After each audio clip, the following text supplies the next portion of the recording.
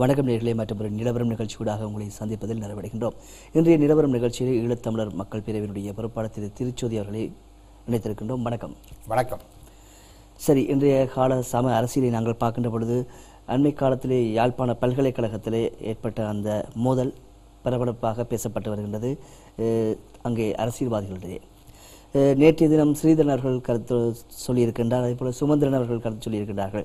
இவருடைய கருத்தை பார்க்கின்ற பொழுது அந்த பல்கலைக்கழக மோதல் ஒரு அரசியல் சாயம் பூசப்பட்டதாக இருக்குதோ என்ற ஒரு பார்வை கூட அதில் வருகின்றது.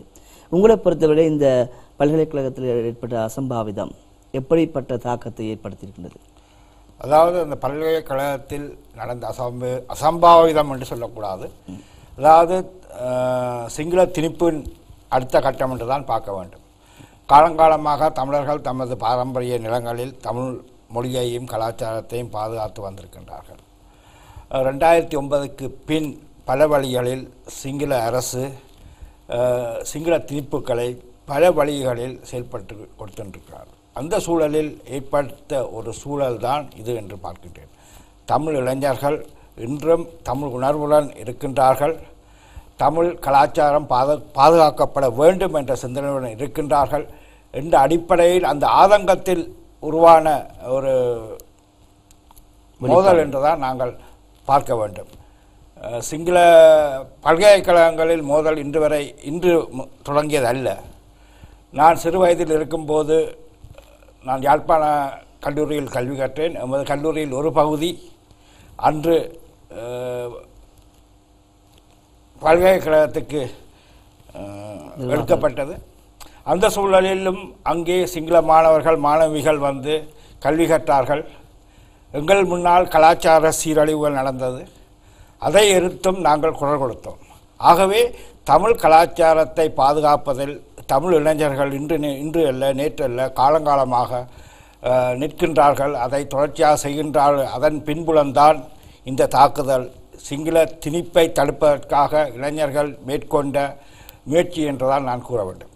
ஆனால் தமிழ் அரசியல் தலைமைகளை பொறுத்தவரையிலே இந்த தாக்குதலை வருத்தப்படுவதாகவும் தாங்கள் அந்த தாக்குதலுக்கு கண்டனம் தெரிவிப்பதாகவும் கருத்துக்களை வெளியிட்டு வருகின்றார்கள். இதை நீங்கள் எப்படி பார்க்கின்றீர்கள்? அதாவது இன்று இருக்கும் நமது தமிழ் அரசியல் தலைவர்களை பார்ப்போமா இருந்தால் அவர்கள் இணக்க அரசியலில் நல்லிணக்கம் ஊடாக சிங்கள அரசிடம் ஏதாவது பெற்றுக்கொள்ளலாம் என்ற கையேந்தும் அரசியலைத்தான் செய்து கொண்டிருக்கின்றார்கள். சிங்கள அரசோ பல வழிகளில் தமது மேன்மையை காட்டிக்கொண்டு எம்மை அடக்கி கொண்டு செல்கின்றார்கள். ஆகவே எமது அரசியல்வாதிகள் தொடர்ச்சியாக செய்யும் இந்த செயல்பாடுகள் என்பது எம்மை ஒரு முற்றுமுழுதான ஒரு அடிமை வாழ்வைக்குத்தான் கொண்டு செல்லும். ஆகவே இன்று எமது அரசியல்வாதிகள் எமது அரசியல் தலைமைகள் என்று சொல்லிக் கொண்டிருப்பவர்கள் தமிழ் தேசிய கூட்டமைப்பினர் ஒரு இணக்க அரசியலில் சென்று அதற்கு மன்னிப்பு கோருவதும் ஏற்றுக்கொள்ள முடியாத விடயம். நாங்கள் தமிழராக நிற்கின்றோம். அதற்கு அவர்கள் எமது மக்களின் பாதுகாப்புக்கும் எமது மொழி கலாச்சார பாதுகாப்புக்கும் நிலை கொள்ள வேண்டுமே ஒழிய சிங்கள இனவாதிகளுடன் ஏற்பட்ட கைகலப்பில் பாதிக்கப்பட்டவர்கள் தமிழர்கள். சிங்கள இனவாதிகளை இராணுவ வாகனங்களை ஏற்றி அவர்களை பாதுகாப்பு அனுப்பிவிட்டார்கள். ஆனால் கைது செய்யப்பட்டவர்கள் தமிழர்கள். இந்த மோதலில் இரு பக்கத்துக்கும் பொறுப்பு இருக்கு.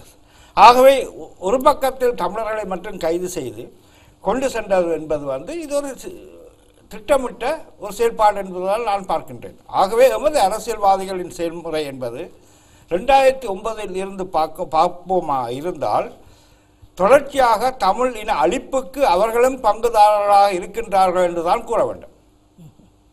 சரி, இந்த நேரத்தில் ஸ்ரீலங்கா அரசினுடைய தகவல்களை நாங்கள் பார்க்கின்ற பொழுது விரைவாக 31 புனர் நிர்வாண முகாம்கள் இருக்கின்றது வடமாகாணத்திலே. இந்த முகாம்களை விரைவாக மூட வேண்டும்.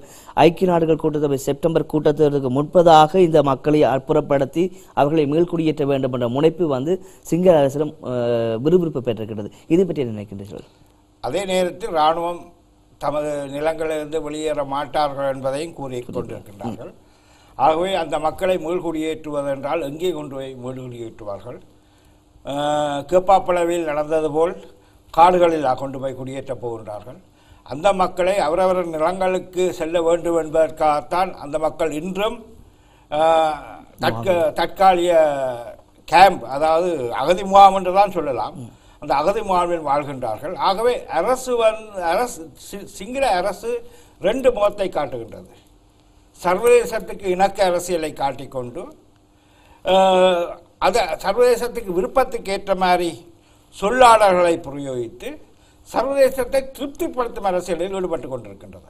ஆகவே இது நடைமுறையில் வருவதாக இருந்தால், உண்மையான நடைமுறையில் வருவதாக இருந்தால், இல்லை வழக்கில் இருந்து அனைத்து இராணுவ முகாம்களும் இராணுவமும் வெளியேற வேண்டும். தேவைப்படின் 1970களில் வைத்திருந்தது போல் சிறு சிறு தளங்களை அவர்கள் வேண்டுமென்றால் வைத்திருக்கலாம்.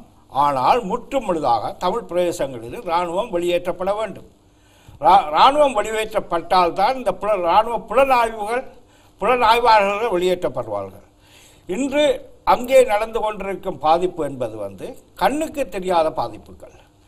கண்ணுக்கு எதிராக இராணுவம் எந்தவித குற்றங்களும் செய்யாதது போல் காட்டிக்கொண்டிருந்தாலும் இராணுவ புலனாய்வு தொடர்ச்சியான அச்சுறுத்தல்களை மேற்கொண்டு வந்திருக்கின்றது. ஆகவே நாங்கள் செப்டம்பருக்கு முதல் அந்த மக்கள் தமது சாயத்து வீடுகளுக்கு சென்று விடுவார்கள் என்றால் இந்த வீட்டுக்கு எங்கே செல்ல போகின்றார்கள், எங்கே கொண்டு போய் குடியமர்த்த போகின்றார்கள் என்பதுதான் கேள்வி. சரி, இந்த நேரத்தில் இன்னும் ஒரு உலக சர்வதேச அரங்கிலே இந்த வருடத்தோடு ஐக்கிய நாடுகளுடைய பொதுச் செயலாளர் பான் கீமூன் அவர்கள் ஓய்வு பெறப் போகின்றார். தொடர்ந்து 12 வேட்பாளர்கள் மத்தியிலே போட்டி நடக்கிறது. 3 பேர் மத்தியில் கடுமையான போட்டி நடக்கின்றது. அந்த ஐக்கிய நாடுகள் செயலாளர் நாயகம் யார் வருவது என்று பற்றி இந்த செயலாளர் மாற்றத்தினால் எங்களுடைய பிரச்சனை, ஈழத்தமிழுடைய பிரச்சனையில் ஏதாவது மாற்றங்கள் தென்படுமா? நாங்கள் காலங்காலமாக தொடர்ச்சியான மாற்றங்கள் வரும். புதிய அதிபர் வருவார். ஓபாமா வரும்போது ஓபாமா வருகின்றார், எங்களுக்கு தீர்வு பெற்று தருவார். ஹிலாரி கிளின்டன் அவர்கள் வருவார், எங்களுக்கு தீர்வு பெற்று தருவார் என்ற ஆதங்கத்துடனும் எதிர்பார்ப்புடனும் வாழ்ந்து கொண்டிருக்கின்றோம். அதை முதல் நாங்கள் கைவிட வேண்டும். ஐக்கிய நாடுகள் சபையில் பொதுச் செயலாக யாராவது வரட்டும், மனித உரிமை ஹை கமிஷனராக யாராவது வரட்டும். ஆனால் எங்கள் நிலையை, எங்கள் பிரச்சனையை சரியான முறையில் நாங்கள் தான் கையாள வேண்டும். நாங்கள் அதை சரியான முறையில் கையாள்வோமாக இருந்தால் அது ஐக்கிய நாடுகள் சபையில் ஜெனரல் செக்ரட்டரியாக இருக்கட்டும், அதாவது பொதுச் செயலாளராக இருக்கட்டும், மனித உரிமை செயலகத்தில் ஹை கமிஷனாக இருக்கட்டும், யார் வந்தாலும் சரியான நீதியான விடயங்களில் அவர்கள் ஈடுபடுவதாக இருந்தால் அதற்கு ஆதரவு தெரிவிப்பார்கள். இன்று எமது பிரச்சனை வெறுமனே ஒரு மனித உரிமை பிரச்சனை அல்ல, ஒரு இனத்தின் பிரச்சனை. அந்த இனத்தின் பிரச்சனையை எப்படி தீர்க்கப் போகின்றோம் என்பதுதான் நாங்கள் கேள்வி கேட்க வேண்டும். நாங்கள் ஒரு இனம், தமிழர் என்பது ஒரு இனம். அந்த தேசிய இன அடையாளத்தை நோக்கி நாங்கள் பயணிக்க வேண்டியது மிக அவசியம். சரி, இந்த நேரத்தில் இந்த வாரம் ஒரு முக்கியமான வாரம், கருப்பு யூலையை நாங்கள் நினைவு கூறுகின்ற வாரமாக இருக்கிறது. இந்த வாரத்திலே அண்மையில் நாங்கள் பார்க்கின்ற பொழுது மறைமுகமாக இந்த மணலாறு பகுதியிலே மறைமுகமாக சிங்கள கிராமங்கள் புதிதாக முளைத்திருக்கின்றது. அது மாத்திரமல்ல, இந்த கலப்பு திருமணம் என்று கூட முக்கிய பிரச்சனையாக இருக்கின்றது. இந்த இனக்கலவரத்தின் போது 83ஆம் ஆண்டு ஆயுதங்கள் மௌனிக்கப்பட்ட அவருடைய போராட்ட வடிவம் மாற்றம் அடையும் முன்பது அவருடைய ஒடுக்குமுறை வித்தியாச முறையாக இருந்தது. ஆனால் இப்பொழுது ஆயுதங்கள் மௌனிக்கப்பட்ட பிற்பாடு உள்ள அடக்குமுறை என்பது வெளியில் தெரியாமல், நீங்கள் சொன்னது போல வெளியில் தெரியாமல் அங்கே ஒரு ஆயுதங்களை வைத்து இல்லாமல் மறைமுகமாக இனம் ஒடுக்கப்படுகின்றது. அதை எப்படி வெளி உலகுக்கு கொண்டு வருவது, இந்த சர்வதேச சமூகம் சொல்ல விரும்புகின்றீர்கள்? அதாவது அங்கே நடக்கும் திருமணங்கள் என்பது 2 விடயத்தில் பார்க்கலாம். ஒன்று, நாங்கள் விரும்பி திருமணம் செய்து கொள்வது. அடுத்தது, கட்டாயப்படுத்தி திருமணம் செய்து கொள்வது. இந்த 2இல் எமது இனத்தவர்கள் அடிப்படையை புரிந்து கொள்ள வேண்டும். விரும்பி செய்து கொள்வதற்காகவும் அடிப்படையை புரிந்து கொள்ள வேண்டும். சிங்கள இராணுவம், சிங்கள அரசு திட்டமிட்ட முறையில் இந்த சிங்களமயமாக்கத்தில் அங்கே சிங்களவர்கள் என்றொரு இனம் மட்டும்தான் கால் ஊன்றி நிற்க வேண்டும் என்ற செயல்பாடுகளை தொடர்ச்சியாக, இன்று நேற்றல்ல, தொடர்ச்சியாக காலங்காலமாக ஒவ்வொரு வழிகளில் செய்து கொண்டு வந்திருக்கின்றார்கள். ஆரம்ப காலத்தில் இந்த மகாவலிங்க திட்டத்தின் ஊடாக கூட சிங்கள மயமாக்கல் நடைபெற்றது.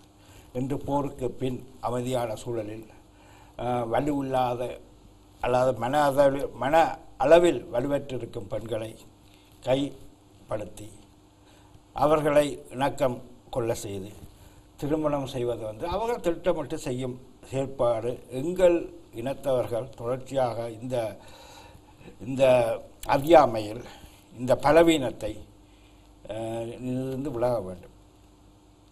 எங்களிடம் ஒன்றுமே இல்லை என்ற இயலாமை ஒரு பக்கம், அந்த இயலாமையை வென்றெடுப்பதற்கு எதையும் செய்யலாம், இல்லாவிட்டால் எந்த வழியையும் கையாளலாம் என்ற ஒரு சிந்தனை ஒரு பக்கம். இதை எல்லாவற்றையும் மீறி நாங்கள் நிற்க வேண்டிய காலகட்டம். அதை அந்த மக்களுக்கு அறிவுறுத்த வேண்டியதும் எங்கள் அரசியல் தலைவர்கள் மட்டுமல்ல, அங்கே இருக்கும் சிவில் சமூகத்தினர், அங்கே இருக்கும் கட்சிகள் போன்றவைகள் இந்த விடயங்களில் முக்கியமாக சிந்தித்து செயல்பட வேண்டும். ஏனென்று சொன்னால் இது சிங்களமயமாக்கத்தில் ஒரு படி. மாவழி கங்கை ஸ்கீம் என்பது வந்து ஒரு படி. இப்படி பல விதங்களில் சிங்களவர்கள் எங்களை அழித்து கொண்டிருக்கின்றனர். அவர்கள் திட்டமிட்ட வகையில் இன்று நேற்றல்ல, துட்டை முழு அந்த காலத்தில் கூறியது போல் குறுகி படுக்கும் போது எனக்கு வடக்கில் தமிழர்கள் இருக்கின்றார்கள், கிழக்கில் தமிழர்களுக்கு நிம்மதியாக நான் நிற்க கொள்ள முடியவில்லை என்று தாய்க்கு சொன்னாரோ, அதிலிருந்து தம்மதை விரிவுபடுத்தி நீண்டு உறங்கும் சூழலை சிங்கள அரசு உருவாக்கி கொண்டிருக்கின்றது. இதை நாங்கள் புரிந்து கொள்ள வேண்டும். இந்த நேரத்தில் இன்னும் ஒரு விடயம், இந்த இனப்படுகொலை என்பது ஒரு இனக்குழுக்கோ அல்லது ஒரு சமூகத்துக்கு செய்யப்படுகின்ற அவர்களுடைய பண்பாடுகள், அவருடைய கலாச்சாரத்தை குழப்புகின்ற வகையிலே அவர்களை ஒடுக்கு அழிப்பது தான் இனப்படுகொலை என்று சொல்லப்படுகிறது. உண்மையாக இந்த காலகட்டத்தில் நாங்கள் பார்க்கும்பொழுது வரலாற்றில், உலக வரலாற்றிலே வந்து மிகப்பெரிய படுகொலைகளாக ஆர்மேனிய படுகொலை, ருவாண்டா படுகொலை, இப்படி நிறைய படுகொலை இடம்பெற்றிருக்கிறது. ஆனால் ஈழத்தமிழர் படுகொலை, ஆனால் ருவாண்டா படுகொலைய முடிவுகள் வந்து தீர்ப்புகள் வழங்கப்பட்டிருக்கின்றது. எங்களுடைய இந்த ஈழப்படுகொலைக்கான தீர்ப்பு எப்பொழுது வரும்? இந்த தீர்வுக்கான பின்னோக்கி செல்வதற்கின்ற காலந்தாழ்த்திய தீர்ப்புன்னு சொல்வார்கள். அப்பொழுது அந்த பாதிக்கப்பட்ட மக்களுக்கு வந்து உண்மையாக அந்த நேரம் தான் அவர்களுக்கு பசித்தால், அந்த நேரம் உணவு கொடுத்தால் தான் பசி போகும். இந்த காலம் தாழ்த்திய தீர்ப்பு கிடைக்கும் என்ற நம்பிக்கை இருக்கின்றது. ஆனால் அந்த காலம் தாழ்த்துகின்ற பொழுது எங்களுக்கு ஏற்படுகின்ற இழப்பு என்னவாக இருக்க போகுது? முதலாவதாக நாங்கள் ஆரம்பத்திலிருந்து எடுக்க வேண்டும். 83ஆம் ஆண்டு கலவரம் நேற்று தான் 23 ஜூலை. அந்த கலவர சிந்தனையை, அந்த நினைவேந்தலை மனதில் ஏந்தி கொண்டு இன்றும் நிற்கின்றோம்.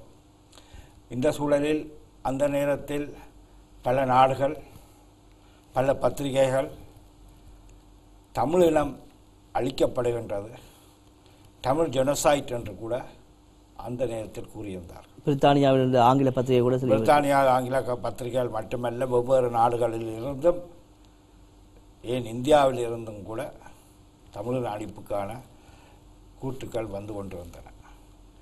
அந்த காலகட்டத்தில் பார்ப்போமாக இருந்தால் 87களில் திம்பு பேச்சுவார்த்தையின் போது அதன் முதல் சரத்தாக இருந்தது தமிழ் மக்கள் ஒரு தேசிய இனமாக, ஈழத்தமிழர்கள் ஒரு தேசிய இனமாக இலங்கையில் அங்கீகரிக்கப்பட வேண்டும் என்பது.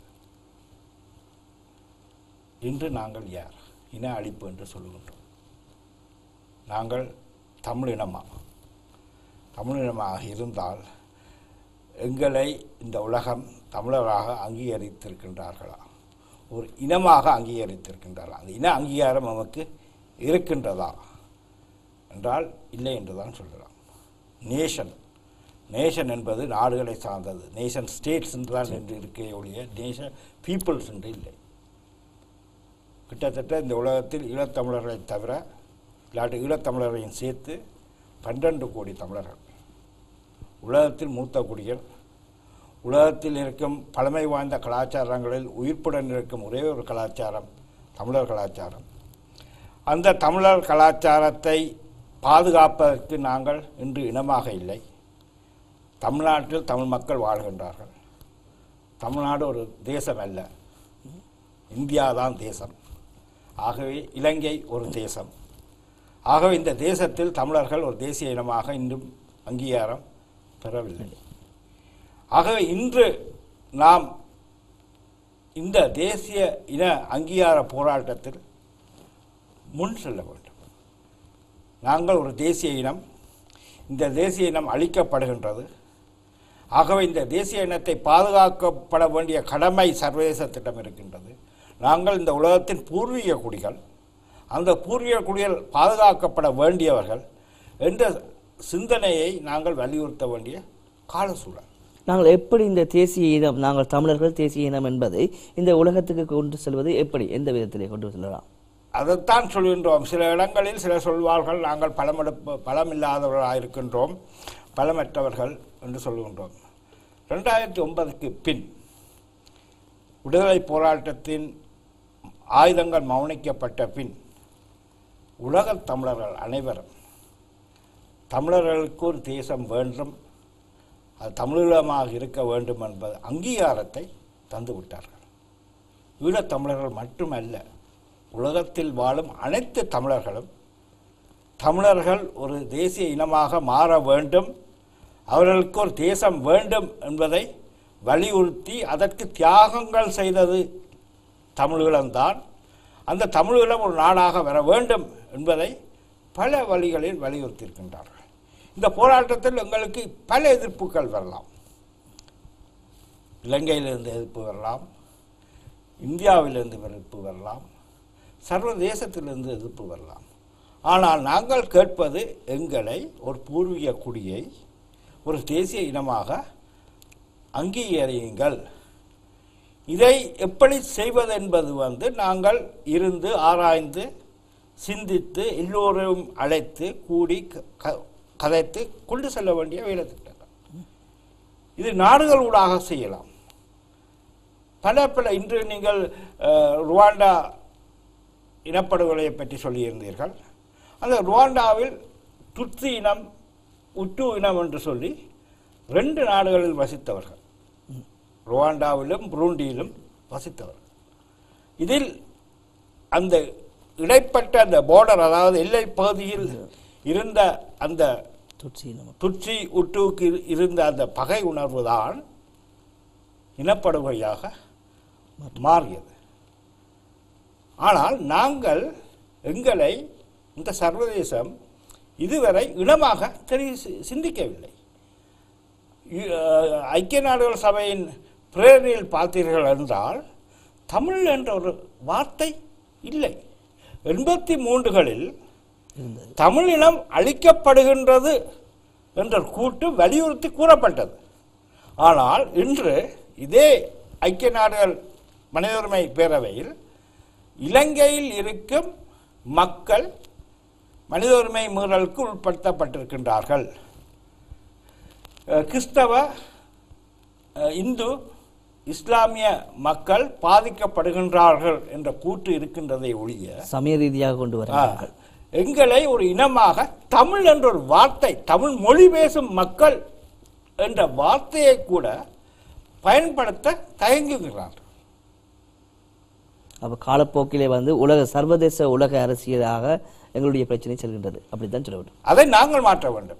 சர்வதேச, அதாவது நாங்கள் எப்போதும் இந்த நிகழ்ச்சியில் வரும்போது கூறுவது, எங்கள் போராட்டம் மனித உரிமை சபை இல்லை, அது ஒரு என்னென்று சொன்னால் ஒரு மேடை. நமது போராட்டத்தை உலக அரங்குக்கு காட்டுவதற்கும் அதை உயிர்ப்புடன் வைத்திருப்பதற்கும் இருக்கும் ஒரு களம்தான் மனித உரிமை சபை. ஆனால் எமது போராட்டத்தின் விடியல் உலக நாடுகளின் கையில் இருக்கின்றது. உலக நாடுகளுக்கு நாங்கள் எடுத்து செல்ல வேண்டும். நான் திரும்ப சொல்வது, பலஸ்தீனிய தலைவராக இப்போது இருக்க முகமது அப்பாஸ் சர்வதேச பல பேச்சுவார்த்தைகளில், பல சமரசங்களில் நோர்வே, பிரித்தானியா, அமெரிக்கா என்று சென்று பல பேச்சுவார்த்தைகள் நடத்தியவர். வல்லரசுகள் மேல் நம்பிக்கை அற்ற நிலையில் நாடுகளை நோக்கி சென்றார். உலகத்தில் இருக்கும் நாடுகளை நோக்கி சென்றார். அவருக்கு ஒரு பக்கபலமாக இருந்தது அந்த இஸ்லாமிய நாடுகள். இஸ்லாமிய மொழி பேசும் இல்லாட்டி இஸ்லாமிய சமயத்தை சார்ந்த நாடுகள் அவருக்கு பக்கபலமாக இருந்ததால் நாடுகளை நோக்கி நாடுகளின் அங்கீகாரத்தை பெற்று பொதுச்சபையில் பலஸ்தீனத்துக்கு ஒரு நாடு என்று அங்கீகாரத்தை பெற்றார். அதற்கு முதல் பலஸ்தீன விடுதலை அமைப்புக்கு பார்வையாளர் இடத்தையும் பெற்றுக் கொடுத்தார். இந்த ரீதியில் நீங்கள் சொல்லுகின்றீர்கள் நாடு ரீதியாக ஈழத்தமிழர்கள் செல்ல வேண்டும், தமிழர்கள் செல்ல வேண்டும். நாடு ரீதியாக செல்கின்ற பொழுது நாங்கள் பார்க்கணும், நாங்கள் அமெரிக்காவிடம் செல்ல முடியாது, சீனாவிடம் செல்ல முடியாது, இந்தியாவிடம் செல்ல முடியாது என்ற இந்தியா அது செய்யப்போவதில்லை. எங்களுக்காக நாங்கள் செல்ல வேண்டிய நாடுகள் எந்த மட்டத்தில் இருக்கின்றது? உலகத்தில் 197 196 நாடுகள் இருக்கின்றது. மிக பெரிய நாடுகளோடு நாங்கள் உறவுகளை உடனடியாக ஏற்படுத்த முடியாது. உலக நாடு பெரிய நாடுகளில் எங்கள் விடயத்தை உயிர்ப்புடன் அங்கே ஒரு மனித உரிமை மீறல் நடக்கின்றது என்பதை வலியுறுத்தி கொண்டு நாங்கள் சிறு சிறு நாடுகளில் நாங்கள் ஒரு தேசிய இனம், உங்களைப் போல் நாங்களும் மனிதர்கள், எங்களை பாதுகாக்க வேண்டிய அவசியம் இன்று இருக்கின்றது, உங்கள் ஆதரவு எங்களுக்கு தேவை, நாங்கள் அழிக்கப்பட்டு கொண்டிருக்கின்றோம் என்று பல விடயங்களை பல வழிகளில் நாங்கள் செய்யலாம். நிச்சயமாக நீங்கள் செய்து கொண்டிருக்கிறீர்கள். மொரிஷியஸ், ஆப்பிரிக்க நாடுகளோடு செய்து கொண்டிருக்கிறீர்கள். அதுதான் நான் கேட்டேன், எந்தெந்த நாடுகளோடு இலகுவாக நாங்கள் செல்ல முடியுமோ அந்த நாடுகளை நாங்கள் அண்மையில் நாங்கள் கட்டோலோனியா பகுதிக்கு சென்றிருந்தோம். அது ஸ்பெயினின் ஒரு பகுதி. ஸ்பெயினிடமிருந்து தனியாக பிரிந்து செல்ல வேண்டும் என்ற சிந்தனையுடன் வாழும் ஒரு மக்கள் இன்றோ நாளையோ 10 வருடங்களையோ அந்த நாடு பிரிந்து செல்லலாம். அதே போல் ஸ்காட்லாந்து இருக்கின்றது, அதே போல் கியூபெக் இருக்கின்றது. அவற்றை நாங்கள் நாட வேண்டும். இன்று நாங்கள் கட்டோலோனியா நாடி இருக்கின்றோம். அதே நேரத்தில் ஸ்பெயினில் இருக்கும் கட்சிகளையும் நாடி இருக்கின்றோம். அதற்கு மேலாக மொரிஷியஸ், தென்னாப்பிரிக்கா என்பது எமது தமிழர்கள் அடித்தளமாக இருக்கின்ற நாடுகள். அவர்கள் ஊடாக அவர்கள் அரசுகளை எப்படி மாற்றலாம், இல்லாவிட்டால் அந்த அரசுகளை எங்கள் சார்பாக பேச எப்படி வைக்கலாம் என்பது எமது செயல்பாடுகளூடாகத்தான் நாங்கள் செய்கின்றோம். இதே மொரிஷியஸ் நாடு 1985 1983 கலவரத்துக்கு பின் 1985 பொதுச்சபையில், ஐநா பொதுச்சபையில் தற்போது இருக்கும் பிரதம மந்திரி அன்று இலங்கை பிரச்சனையை, இலங்கையில் நடக்கும் இன அழிப்பை, மனித உரிமை மீறல்களை சுட்டிக்காட்டியிருந்தார். அதன் பின் தொடர்ச்சியாக பல பொதுச்சபை கூட்டங்களில் மொரிஷியஸ் நாட்டு பிரதம மந்திரிகள், இல்லாவிட்டால் வெளிவிவகாரத்துறை அமைச்சர்கள் தொடர்ச்சியாக கூட்டுக்களை வலியுறுத்தி வந்திருக்கின்றார்கள். இதை நாங்கள் கவனத்தில் எடுத்துக்கொள்ளவில்லை என்றுதான் நாங்கள் பார்க்க வேண்டும். ஏனென்று சொன்னால் அன்றே நாங்கள் இதை கவனத்தில் எடுத்துக்கொண்டு அந்த நாட்டுடன் நாங்கள் நட்புறவை வைத்திருந்தால் இன்று ஒரு நாடு முழு ஆதரவாக இருந்திருக்கும். ஆகவே நாங்கள் அந்த நேரத்தில் போர்க்களம் வேறு, தாயத்தில் ஒரு இடைக்கால அரசு இருந்தது, நாங்கள் நாடு அமைப்போம் என்ற ஒரு எதிர்பார்ப்பு எல்லோரிடம் இருந்தது. ஒரு இடைக்கால அரசு உலகத்தில் உதாரணமான அரசாக இருந்தது. ஆகவே அந்த வெற்றி களிப்பில் சர்வதேச செயல்பாடுகளில் புலம்பெயர்ந்த மக்களாகிய நாங்கள் புலம்பெயர் இதை நாங்கள் ஒட்டுக்கொண்டுதான் ஆக வேண்டும். புலம்பெயர் கட்டமைப்பில் இந்த பாதையில் சிந்திக்கவில்லை. சரி, இந்த நேரத்தில் இன்னொரு புறமாக சமகால அரசியலை நாங்கள் பார்க்கிற பொழுது மன்னாரில் இடம்பெற்ற ஒரு ஒன்றுகூடல், தமிழின இருப்பை மையமாக வைத்து அந்த ஒன்றுகூடலை பற்றி சொல்லுங்கள். சிவகரன் என்ற இளைஞன், நினைக்கிறேன் அவர் தமிழரசு கட்சியிலும் இருக்கின்றார், அத்துடன் ஊடகவியத்திலும் செயல்படுகின்றார். அவர் மன்னார் ஆயரை ஒன்று சேர்த்து தமிழ் தேசியத்தை பற்றி ஒரு கலந்துரையாடல் செய்திருந்தார். அதில் தமிழ் தேசிய கூட்டமைப்பை சார்ந்தவர்களும் வந்திருந்தார்கள். அன்று அதில் மிகவும், அதாவது சிலரின் பேச்சு என்பது இன்றைய சூழலில் இணக்க அரசியல் என்பது எந்தவித தீர்வையும் பெற்றுத்தரப் போவதில்லை, அதில் மாற்றங்கள் தேவை என்பதை வலியுறுத்தி எல்லோரும் பேசியிருந்தார்கள். தமது குழந்தைகளை பறிகொடுத்த தாய்மார் நேரடியாக தமிழ் தேசிய கூட்டமைப்பை குற்றம் சாட்டியிருந்தார். என்னென்னு சொன்னால், இன்று நாங்கள் பார்ப்போமா இருந்தால் இந்த கூட்டம், இப்படிப்பட்ட கலந்துரையாடல்கள் அந்த நாட்டில் தேவை. இல்லாவிட்டால் எல்லாம் அழிந்துவிடும். தொடர்ச்சியாக இப்படியான கலந்துரையாடல் பல பகுதிகளில் அந்த இலங்கையில், தமிழர் பிரதேசங்களில், வடக்கு கிழக்கு சார்ந்த தமிழ் ஈழ பிரதேசங்களில் கண்டிப்பாக நடைபெற வேண்டும். என்னன்னு சொன்னால் அந்த மக்களுக்கும் அந்த மக்களை பேசுவதற்கான மேடைகளை அமைத்து கொடுக்க வேண்டும். அந்த மக்கள் தமது வலிகளை சுமந்து கொண்டு அதை சொல்வதற்கு இடமில்லாமல் இருக்கின்றார்கள்.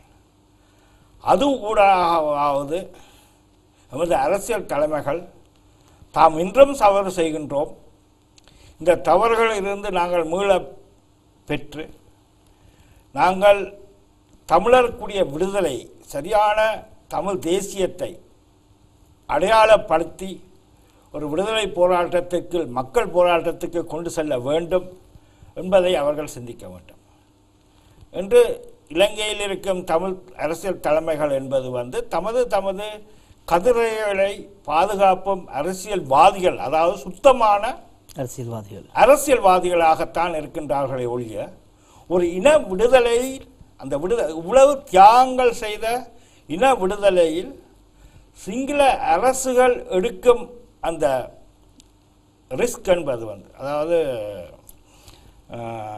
அர்ப்பணிப்பு என்பது எவ்வாறு சர்வதேசத்துக்கு ஒரு மொழியை சொல்லிக்கொண்டு தமது மக்களிடம் இன்னொரு மொழியை பேசும் அந்த ராஜதந்திரத்தை கூட எமது அரசியல் தலைவர்கள் பயன்படுத்தாமல் சிங்கள அரசுகளுடன் இணக்க அரசியலில் சென்று எல்லாவற்றையும் இழந்து கொண்டு நிற்கின்றோம்.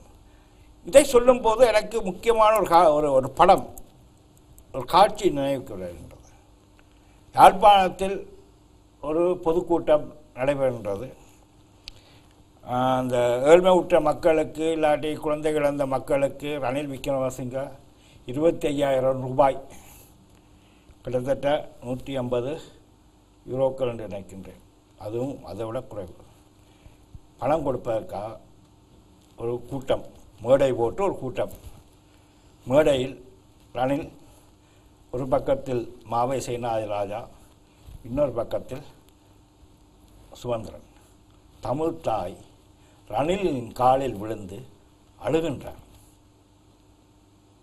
இவர்கள் அந்த தாயை கூட பார்க்காமல் தமது முகங்களை வேறு பக்கத்தில் பார்த்து கொண்டு இருக்கின்றார்கள். இதுதான் இவர்கள் செய்யும் இணக்க அரசியல். எமது மக்களை சிங்கள அரசின் காலில் விழ வைத்து பிச்சைக்காரர்களாக்கி வாழ வைக்கும் செயல்பாடுதான் இவர்கள் செய்கின்றார்கள். இவர்கள் பாராளுமன்ற உறுப்பினராக இருக்கின்றார்கள். இவர்கள் தொகுதிக்கு பணங்கள் ஒடுக்கப்படும். அந்த பணங்கள் கூட இவர்கள் இந்த மக்களுக்கு உதவிகளை செய்யலாம். அதை விட்டு சிங்கள அரசியல்வாதியை தலைமையாக கொண்டு நடந்தும் கூட்டத்தில் அந்த காலில் தமிழ்த்தாயை விழ வைப்பது என்பது எவ்வளவு ஒரு கீழ்த்தரமான இணக்க அரசியல் என்பதை நாங்கள் புரிந்து கொள்ள வேண்டும். சரி, இந்த இடத்துல நாங்கள் உலக பக்கம் நாங்கள் பார்வையை திருப்புகின்ற போது நேற்றைய தினம் ஜெர்மனியிலே ஒரு ஆயுததாரி ஒரு மூனிச் நகரிலே ஒரு பல்பொருள் அங்காடிக்குள் சென்று துப்பாக்கிச்சூடு நடத்தி 9 பேர் இறந்திருக்கின்றார்கள், 18 பேருக்கு மேல் காயமடைந்திருக்கிறார்கள். ஐரோப்பிய ரீதியாக பார்க்கின்ற இந்த தாக்குதல் சம்பவம் இப்போ தொடர்ந்து கொண்டிருக்கின்றது. குறிப்பாக பிரான்ஸ் அதில் பலரும் பாதிக்கப்பட்டிருக்கு, பெல்ஜியம், இப்பொழுது ஜெர்மனிலே அது சம்பந்தமாக பாரக் ஒபாமா கூட கருத்து தெரிவித்திருக்கின்றார். அவருடைய அந்த கருத்து கூட ஒரு சர்ச்சையை ஏற்படுத்தி இருக்கின்றது. ஒபாமா இப்படி சொல்லியிருக்கின்றார் என்று சொல்லி அங்கிருந்த ஊடகங்கள் கூட நகைப்பு சிரித்திருக்கிறார்கள். இந்த சம்பவம் ஐரோப்பிய ரீதியாக எந்தளவு தாக்கத்தை செலுத்த போகின்றது பொருளாதார ரீதியாக நாடுகளிடையே? அதாவது இது திட்டமிட்டு இஸ்லாமியர்கள் என்னன்னு சொன்னால் இஸ்லாமியர் என்று சொன்னால் நாங்கள் எல்லா இஸ்லாமியர்களையும் ஒரு குடைக்குள் போடக்கூடாது. அதிதீவிர இஸ்லாமியவாதத்தை கொண்டு செல்பவர்கள், தீவிரவாத இயக்கங்கள் சர்வதேசத்தை டிஸ்டபிளைஸ் பண்ண வேண்டும், அதாவது உலகத்தை சீர்குலைக்க வேண்டும் என்று பார்ப்போமானாயிருந்தால் ஆஸ்திரியாவில் அதிவலதுசாரி கட்சிகள் அந்த காலத்தில் ஹிட்லரை ஆதரித்தவர்கள் என்பது கூடியிருக்கின்றது. ஜெர்மனியிலும் அது இருக்கின்றது, பிரான்சிலும் அது இருக்கின்றது. இவ்வாறான தாக்குதல் ஊடாக இனங்களுக்கிடையே ஒரு இன வேற்றுமையை உருவாக்கி இந்த நாட்டு கட்டமைப்பு, அதாவது அரசியல் தன்மை, ஐரோப்பிய அரசியல் தன்மையை நிலை குலைக்க செய்யும் நோக்கம்தான் இன்று இஸ்லாமியவாதிகள், அதாவது அதிதீவிர இஸ்லாமியவாதிகள் செய்யும் அரசியலாக நான் பார்க்கின்றேன். காரணம், பிரெஞ்சின் குடியரசு தினத்தன்று தென்பகுதியில் நீஸில் 84 பேர் படுகொலை செய்யப்பட்டார்கள். அதேபோல் ஜெர்மனி, பெல்ஜியம் போன்ற நாடுகளில், அதில் பிரான்சில் தான் மிக அதிகமான படுகொலைகள் நடைபெற்றது.